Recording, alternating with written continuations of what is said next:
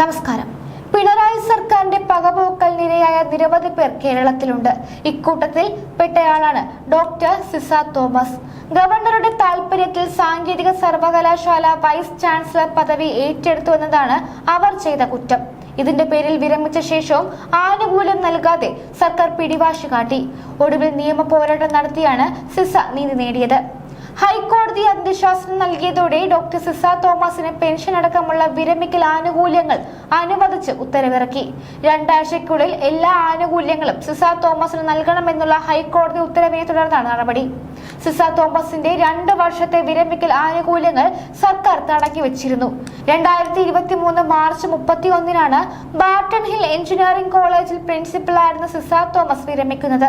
അതിനുശേഷം വിദ്യാഭ്യാസ വകുപ്പിൽ ജോയിന്റ് സെക്രട്ടറിയായി പ്രവർത്തിക്കുന്നതിനിടയിലാണ് അന്നത്തെ ചാൻസലറായിരുന്ന ആരിഫ് മുഹമ്മദ് ഖാൻ സിസ തോമസിനെ APJ അബ്ദുൽ കലാം സാങ്കേതിക സർവകലാശാലയുടെ വൈസ് ചാൻസലറായി നിയമിക്കുന്നത്. സർക്കാർ അനുമതി ലഭിക്കുന്നതിന് മുൻപ് തന്നെ സിസ പദവി ഏറ്റെടുക്കുകയായിരുന്നു.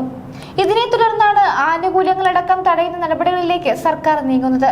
ആനുകൂല്യങ്ങൾ സമയബന്ധിതമാക്കി കൊടുക്കണമെന്ന ഹൈക്കോടതി ഉത്തരവാണ് മുൻ വൈസ് ചാൻസലർ ഡോക്ടർ സിസ തോമസിന് പെൻഷൻ ഉടൻ അനുവദിക്കാനുള്ള കാരണമായത്. കൂടുതൽ നിയമ പോരാട്ടം നടത്തിയാലും ഫലമുണ്ടാക്കില്ലെന്ന വിലയിരുത്തലും സർക്കാരിനുണ്ടായി. സാങ്കേതിക സർവകലാശാല VC പദവി ഏറ്റെടുത്തതോടെയാണ് ഡോക്ടർ സിസ തോമസ് സർക്കാരിന്റെ കണ്ണിലെ കരടായത്. സർക്കാരിന്റെ അനുമതി കൂടാതെ ചുമതല ഏറ്റെടുത്തതായിരുന്നു കുറ്റം. എന്നാൽ ഈ കുറ്റാരോപണ പത്രിക ഹൈക്കോടതി റദ്ദാക്കി. സർക്കാർ സ്പെഷ്യൽ ലീവ് പെറ്റീഷൻ നൽകിയെങ്കിലും സുപ്രീം കോടതി അംഗീകരിച്ചില്ല.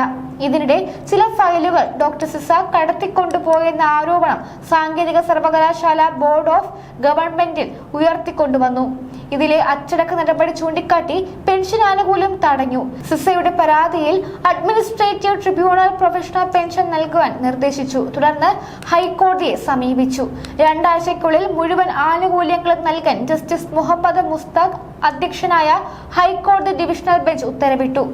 അമിതാധികാരം ഉപയോഗിച്ച സർക്കാർ സമർത്ഥയായ ഒരു ഉദ്യോഗസ്ഥയെ ദ്രോഹിക്കുകയാണെന്ന് കോടതി വിമർശിച്ചു. മനഃപൂർവ്വം ആനുകൂല്യം വൈകിപ്പിച്ച സെക്രട്ടേറിയറ്റിലെ അഡീഷണൽ സെക്രട്ടറിക്കെതിരെ കോടതി നിർദ്ദേശപ്രകാരം അഡ്മിനിസ്ട്രേറ്റീവ് ട്രിബ്യൂണൽ സമീപിക്കാൻ ഒരുങ്ങുകയാണ് ഡോക്ടർ സിസ.